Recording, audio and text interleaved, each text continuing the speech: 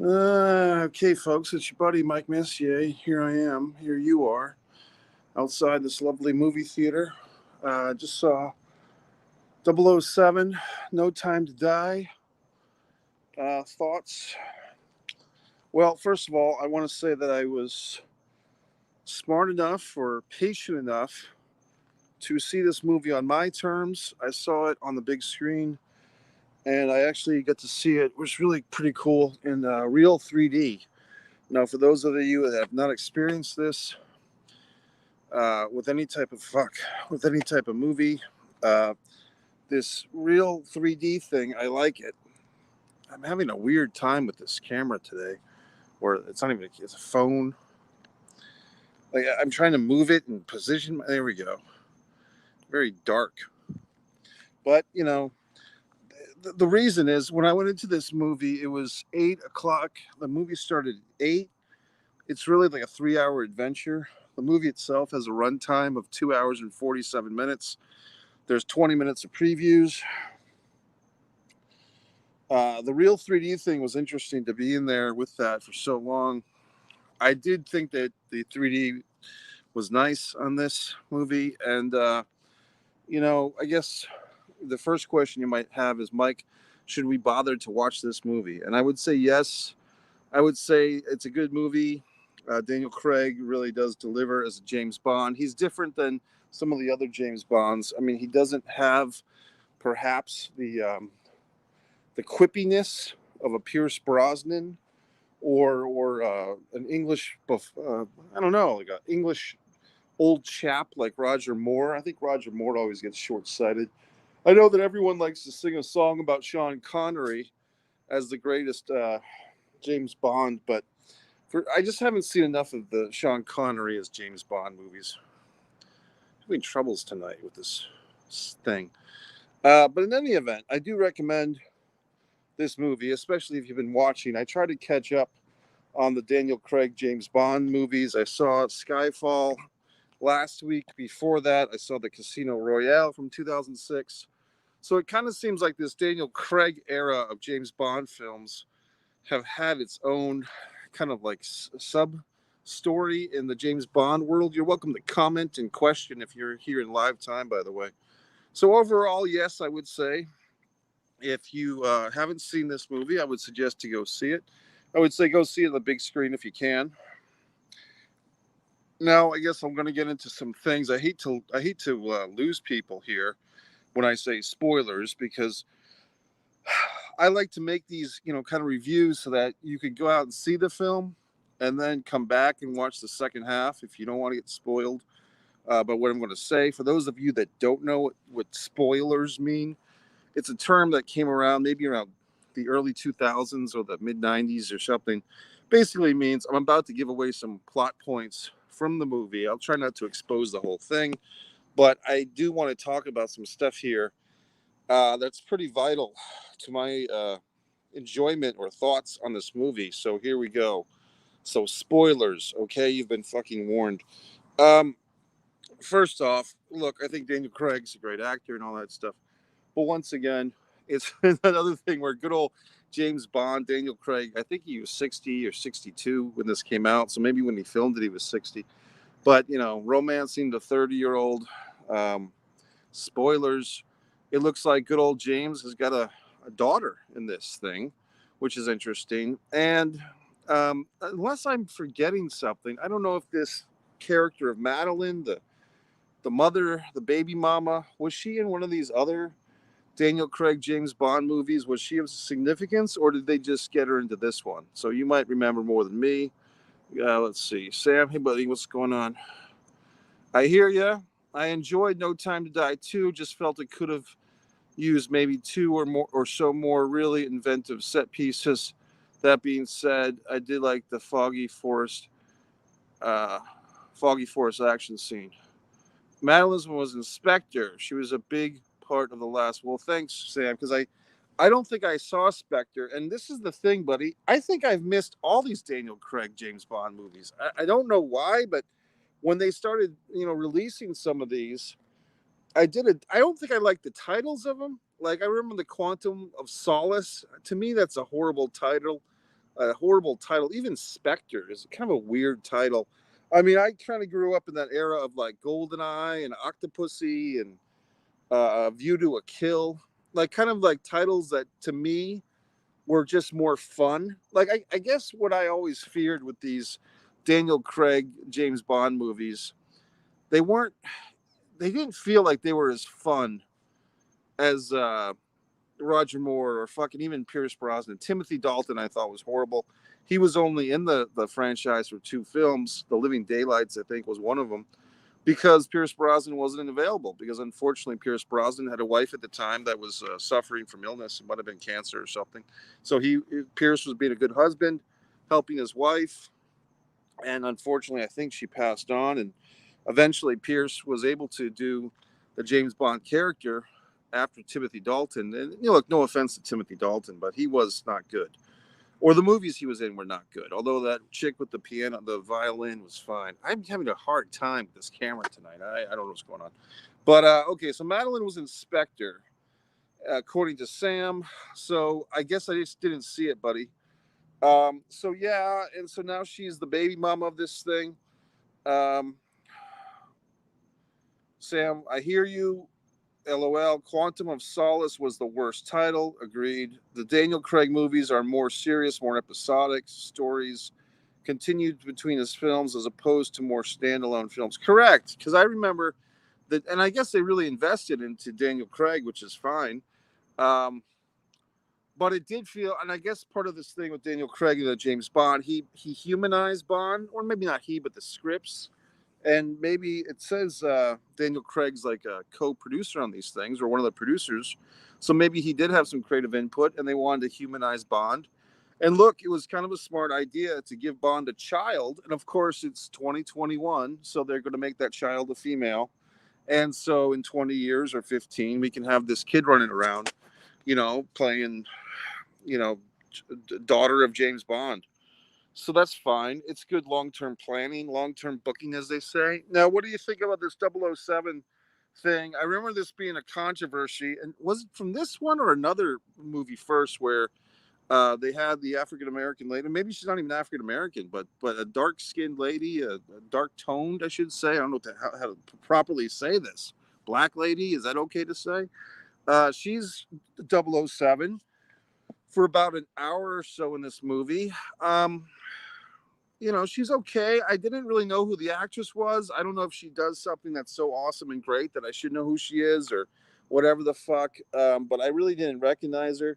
She did, in some ways, kind of remind me facially of a female Don Cheadle, to be honest. Like, if you look at this lady, kind of her face and maybe the short hair she has, I was getting very Don Cheadle-y vibes from her, which is no insult. I just thought that if Don Cheadle had a sister, it would be this actress who played the 007.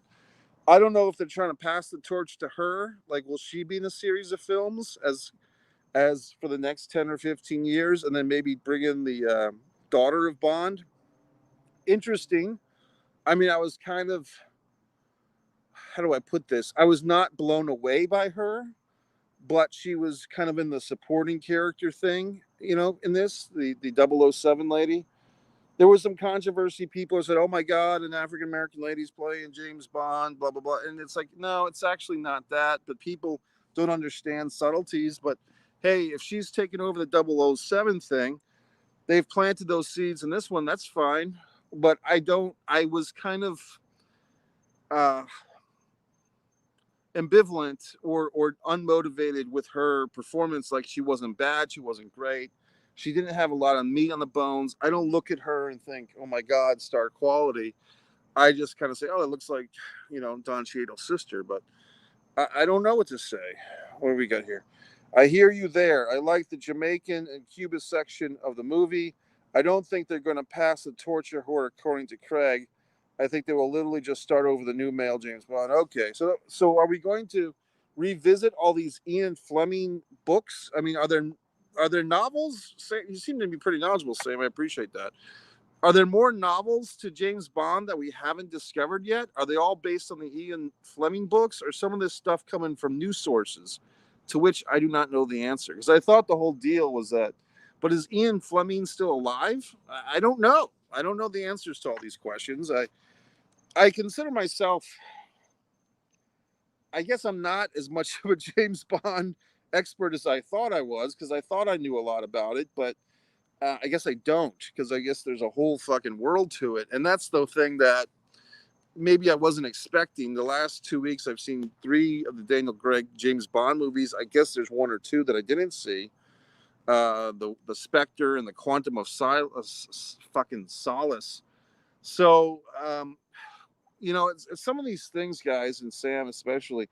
Have you noticed that, like, if you don't sign on early, like, oh, I'm going to watch every Harry Potter movie, or I'm going to watch every fucking Lord of the Rings film, and I'm going to sit there and, have a whole weekend where I'm watching these DVDs and analyzing them. Like, if you don't, you're expected to do that. It's like too hard to be an audience member for these fucking franchise movies. What does Sam have to say? I got low battery, guys, so I'm going to have to. There's Ian Fleming novels, but they ran out of them early on in the Sean Connery era. Ian Fleming is dead, but for the future of Bond, the stories are open as they're making up new ones entirely. Thanks. Good stuff. Ian Fleming had a getaway home in Jamaica. So when James Bond was retired in Jamaica, it was a wink to Ian Fleming, LOL. Okay, good. I like that. Yeah, so Sean, my buddy here, Sam Cole, my New England pal, is out there in Hollywood land himself. Maybe you'll be writing these James Bond movies, Sam. That would be nice. I don't know. I mean,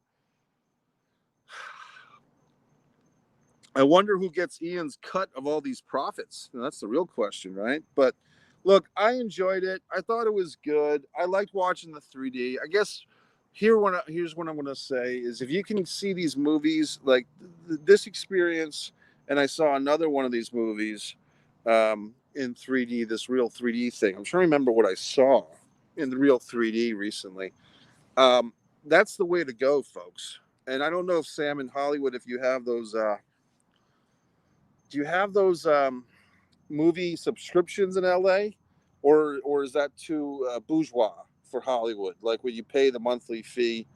Because I know that in Hollywood, LA, people go to the movies more often because they're in the industry and they're trying to get into the industry. Here, you know what I mean? Like, I'm literally like the only person out here right now. I think I was the last person in the movie theaters tonight, and I did do this, folks. I did drink Coca-Cola fucking icy. I want to just get a water. It's a long story, but I got a Coke icy. Uh, where do we go from here? I did like the death of Bond. Here, I want to put this over.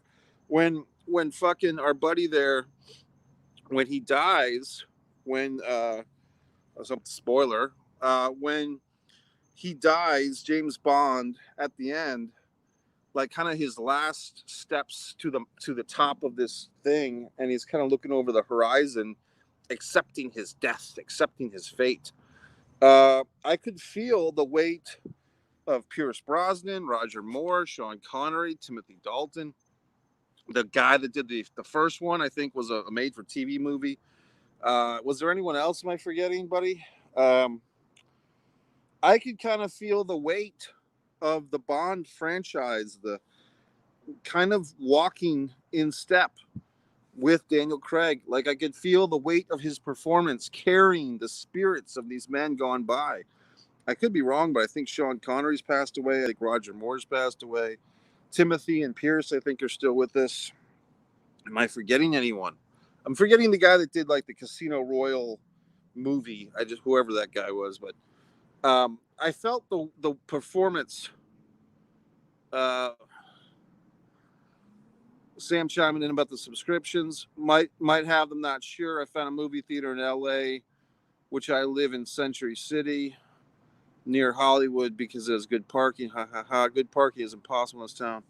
Century City, I was there for HBO auditions, Sam. You can watch Rejected by Reality to see. I stayed in the Century City Plaza Hotel. Brooke Shields and Rick Schroeder, I met them in the hotel. George Bush did a speech there one of the nights I was there when he was president, the second George Bush. Yes, his demise was epic. Very much so. I felt I felt that I could feel Daniel Craig feeling that, and I think Daniel Craig. Thanks, buddy. Yeah, Rejected by Reality on subscribe to Mike Messier YouTube channel. I think it's in the archives, but you can see my early trip to Los Angeles on HBO's dime. True story. I auditioned for the guy that ran Austin Powers in the other movie, Meet the Parents, Jay Roach, and R.J. Cutler. Uh, Rejected by Reality. Look up that one. I could feel Daniel Craig feeling this moment.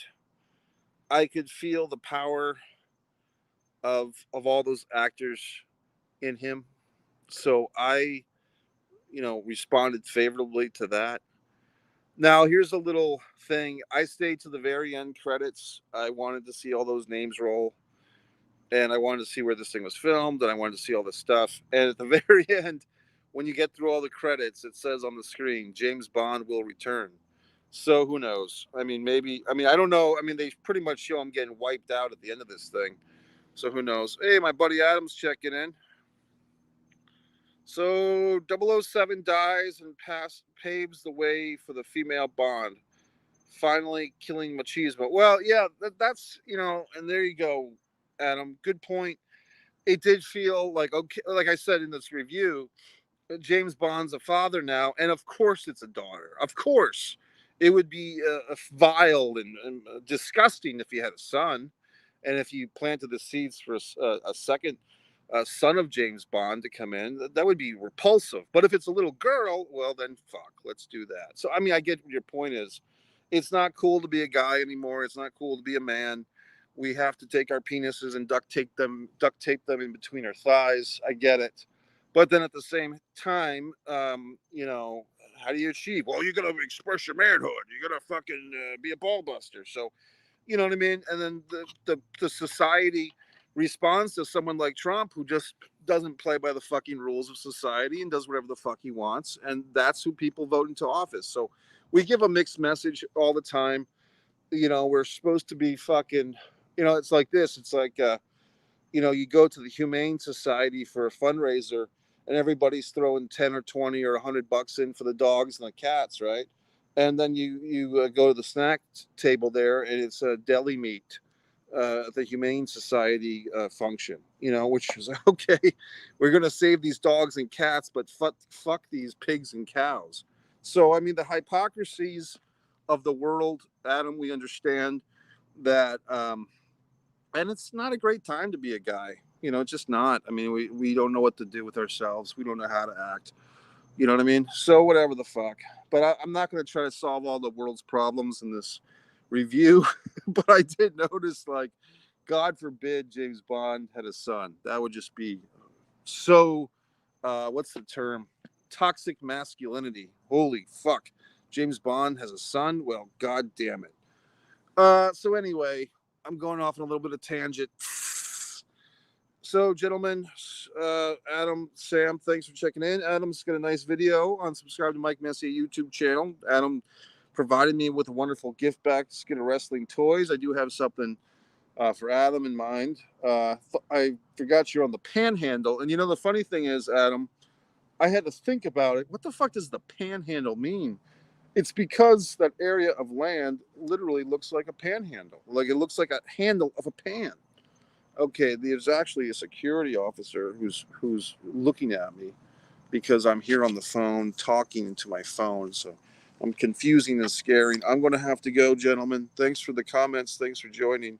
Subscribe to Mike Messier YouTube channel. Thanks, Adam. Thanks, Sam. Thanks, everyone, for watching. Very good.